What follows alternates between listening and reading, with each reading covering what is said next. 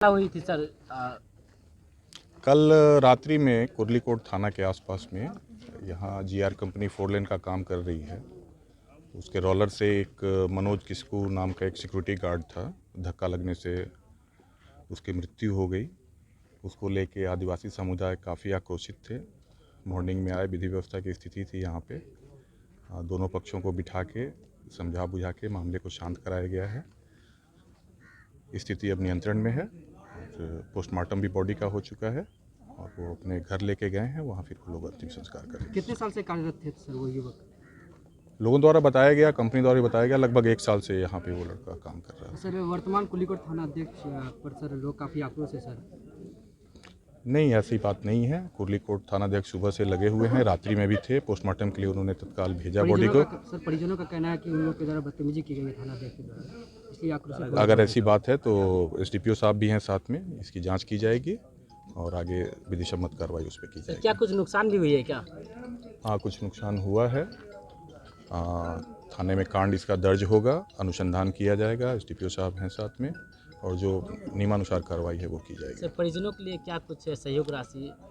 परिजनों के लिए बिहार सरकार की तरफ से, अगर यहाँ के वो बिहार राज्य के वो निवासी होंगे, वो एस्टेब्लिश करके पोस्टमार्टम रिपोर्ट आएगी, डेथ सर्टिफिकेट आएगा। उसके बाद परिवहन विभाग की तरफ से 5 लाख रुपए निकटतम आश्रित को देने का प्रावधान है, उसको हम लोग आगे करेंगे। परिजन हत्या के आरोप लगा रहे हैं सर, प्रथम दृष्टिकोण क्या लगता है सर? इसके लिए पुलिस है, कांड दर्ज होगा, एफआईआर दर्ज होगा। अनुसंधान के क्रम में जो बात आएगी उसके अनुसार आगे की कार्रवाई होगी। और यहाँ पे जो है गार्ड की नौकरी कर रहा था, ये जीआर में जो आपको 4 लेन का जो काम हो रहा है इसके कैंप में। और दुर्भाग्यपूर्ण घटना है कि रात में किस कारण से कैसे ये तो पूरी स्पष्ट नहीं हो पा रही, लेकिन वो डंपर के नीचे आके उसकी मौत हो गई। तो तत्काल जो है जीआर वालों ने, जो कंपनी वाले लोगों ने, उनको तुरंत अपने ही गाड़ी में लाद के किशनगंज भेजा। किशनगंज जाते जाते रास्ते में बेचारे का स्वर्गवास हो गया। तो उसी को लेके एक रोष आदिवासी समाज ही नहीं, इस इलाके के सारे लोगों में था।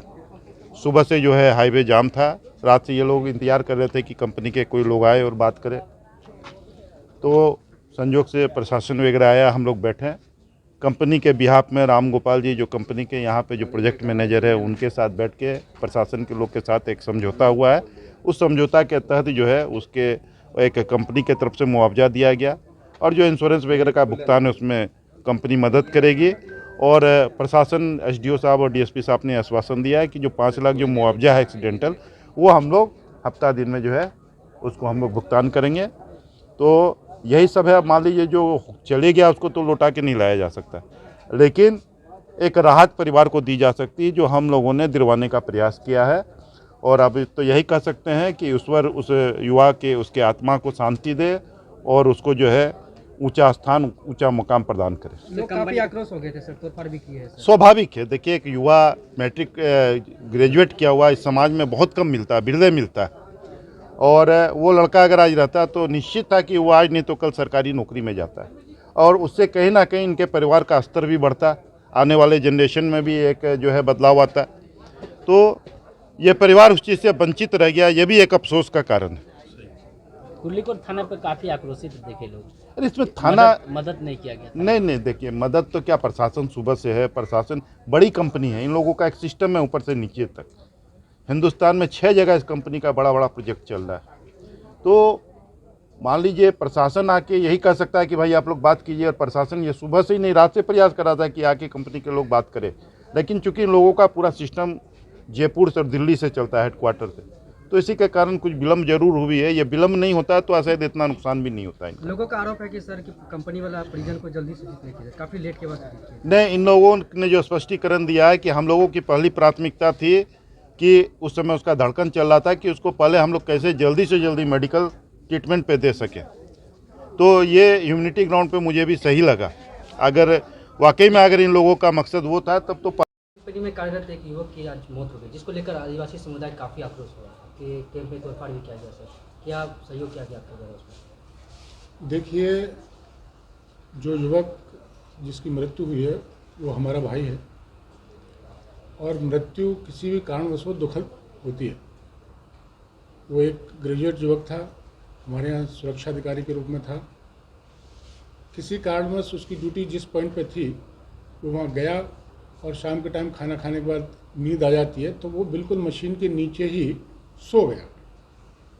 ऑपरेटर्स जिसको मशीन चलानी थी उसको ये अंदाज़ नहीं लगा क्योंकि अंधेरा था कि कोई आदमी सो रहा या नहीं सो रहा, और गलतीवश मशीन स्टार्ट हुई और वो मशीन के नीचे आ गया।